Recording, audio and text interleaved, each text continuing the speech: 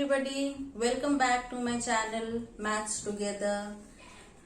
Students, in the last video that I uploaded was about exponents and laws of exponent. Okay, now today we are going to begin a new chapter, perimeter and area. Okay, so before starting this chapter, perimeter and area, first we should know what is perimeter and what is area. सबसे पहले हमें ये जानना होगा कि ये perimeter होता क्या है और ये एरिया किसे कहते हैं। जब भी हम कोई एक क्लोज्ड फिगर लेते हैं, क्लोज्ड फिगर का मतलब एक फिगर जिसके चारों तरफ से बंद है। जैसे ये एक क्लोज्ड फिगर है, ये एक फिगर है, ठीक है, ये फिगर चारों तरफ से बंद है, ये एक क्लोज्ड फिगर है। जब भी हम कोई क्लोज्ड फिगर लेते हैं तब उसकी पेरीमीटर जब हम और उसके साइड्स को ऐड कर देते हैं तब हमें पेरीमीटर मिल जाता है। जैसे देखते हैं एक क्लोज्ड फिगर, पहले नेम लिख लेते हैं चैप्टर का, पेरीमीटर एंड एरिया। एक क्लोज्ड फिगर ले लेते हैं,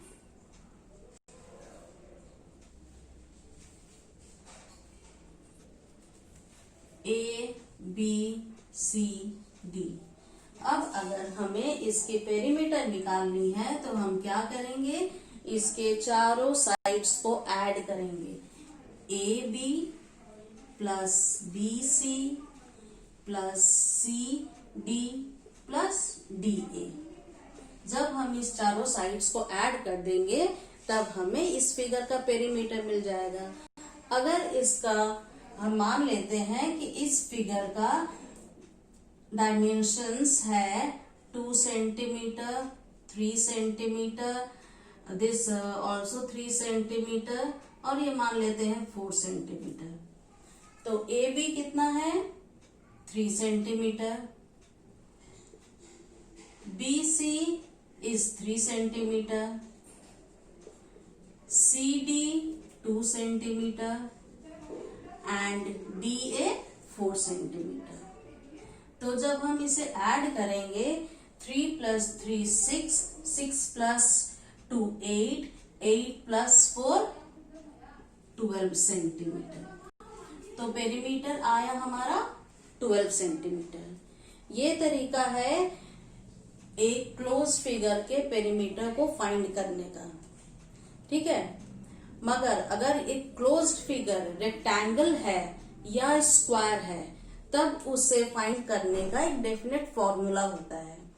अभी हम सबसे पहले देखेंगे कि वो फॉर्मूला आया कहाँ से। वो जो भी फॉर्मूला है पेरीमीटर फाइंड करने का, स्क्वायर या रेक्टेंगल का, वो फॉर्मूला डिराइव कहाँ से हुआ। तो सबसे पहले हम डिराइव करेंगे फॉर्मूला।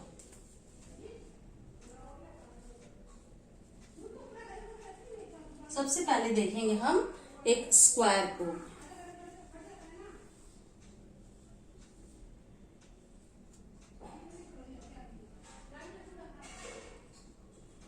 नाउ बच्चों, हम ये जानते हैं कि स्क्वायर में चारों साइड्स बराबर होते हैं। All the 4 sides are equal in a square and all the 4 angles are at 90 degree to each other. Okay, now let us take each side as a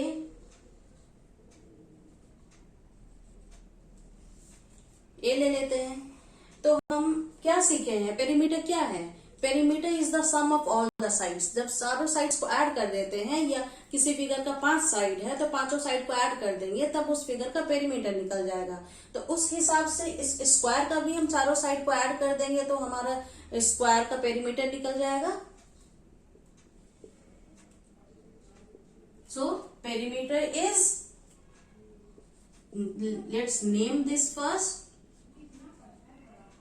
AB plus BC plus CD plus DA। AB is A, all are A only। यहाँ मैंने units नहीं लिया है, ठीक है। क्योंकि एक definite length नहीं है। अब ये a plus A plus A plus A क्या हो गया, 4a। So perimeter is 4a। यह a क्या चीज को डिनोट कर रहा है, a डिनोट कर रहा है साइड को।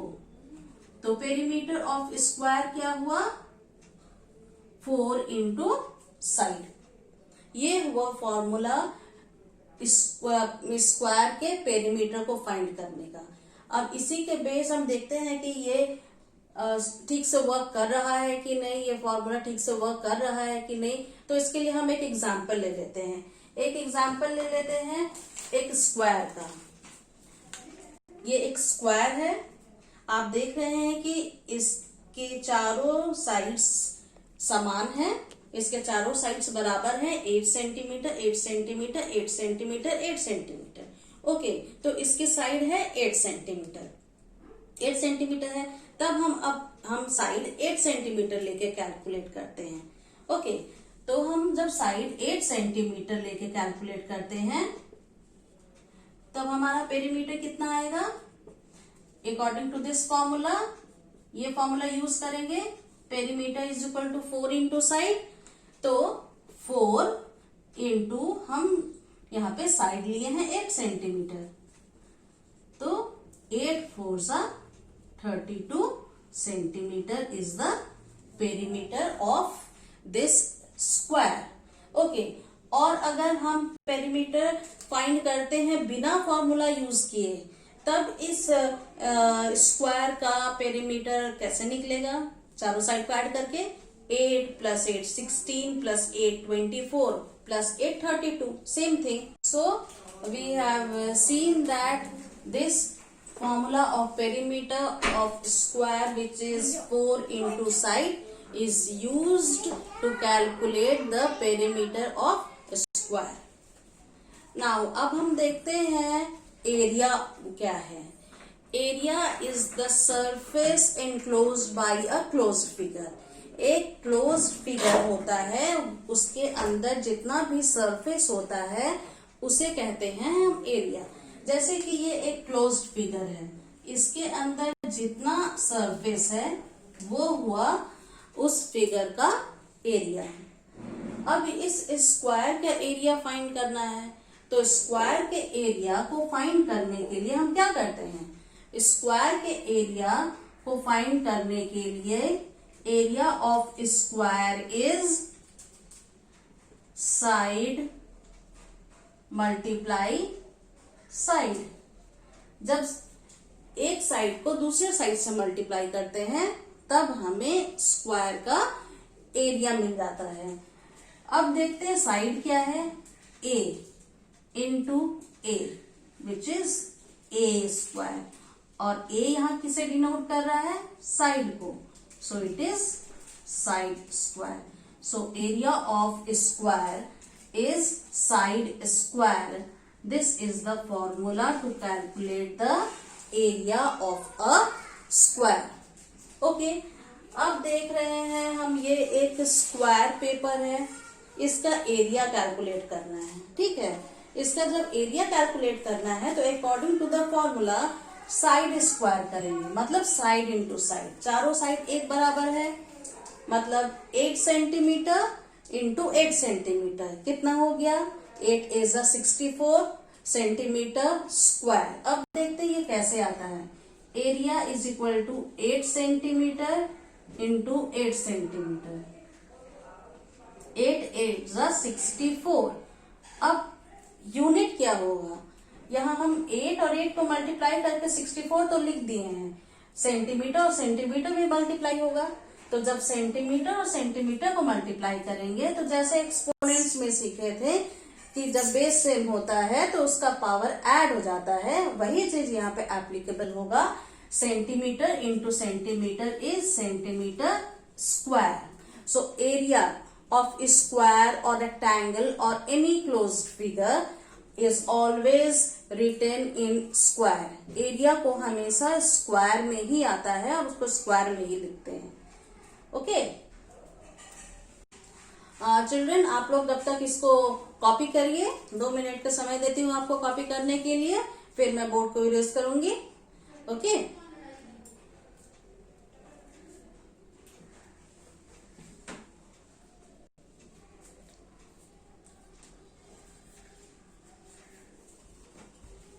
चलिए अब हम देखते हैं रेक्टेंगल। अभी हमने स्क्वायर का पेरीमीटर और एरिया का फॉर्मूला डिराइव करना सीखा और उसके और कैसे उस फॉर्मूला को यूज करके हम पेरीमीटर और एरिया ऑफ स्क्वायर निकालते हैं, वो हमने देखा। अब हम देखते हैं स्क्वायर, अब हम देखते हैं रेक्टेंगल। रेक्टेंगल के का फॉर्मूला कैसे निकालते हैं, रेक्टेंगल का फॉर्मूला कैसे डिराइव करते हैं और कैसे उसे अप्लाई करते हैं।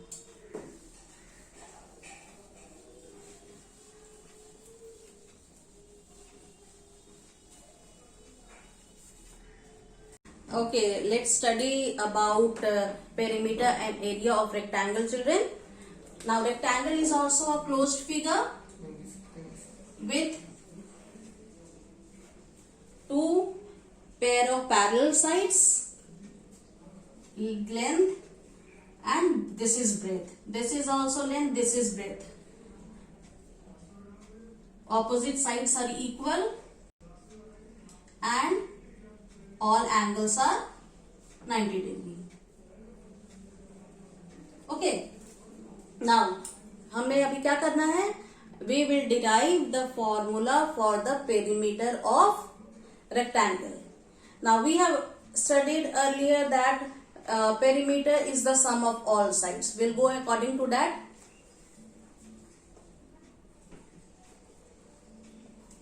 Perimeter is AB plus BC plus CD plus DA. What is AB? L. What is BC? B. CD, L, and DA is B. So L plus L is 2L plus 2B. 2 is common, L plus B. तो perimeter का formula क्या है बच्चों? Perimeter is equal to 2 into L plus B. This is the formula for the perimeter of a rectangle.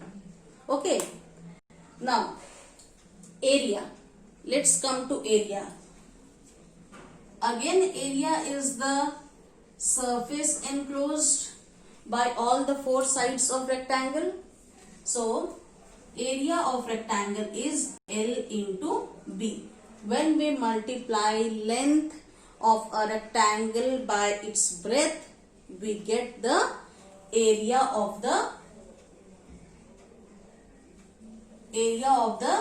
rectangle. Now let us see children, अब हम देखते हैं कि कैसे इन दोनों फॉर्मूला जैसे ये पेरीमीटर का जो फॉर्मूला है और जो एरिया कैलकुलेट करने का फॉर्मूला है, दोनों को कैसे अप्लाई करना है।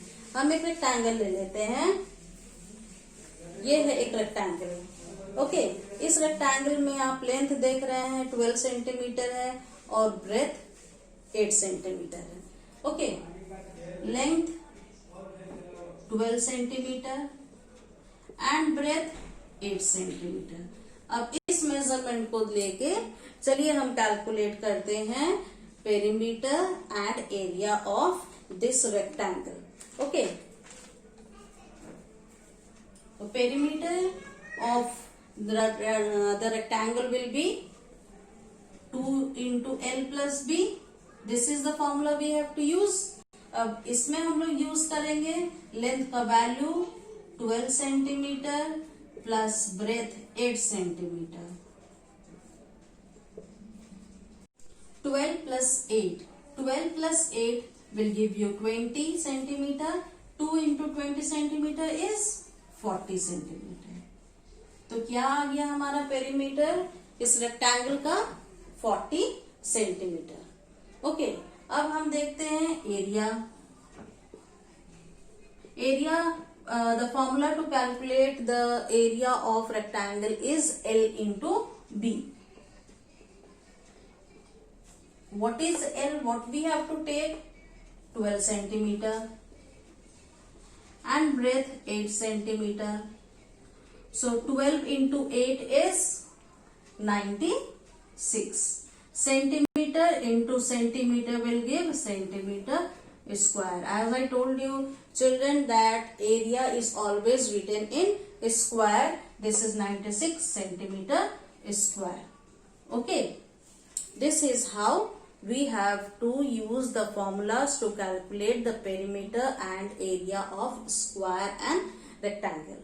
Children, we have only understood the concept of this perimeter and area of square and rectangle in this video. In the next video, we will do some sums related to these formulas. Okay. So, children, hope you like the video and all your doubts will get cleared after watching this video. If you have any more doubt, you can go to the comment section and comment so that I can clarify your doubts.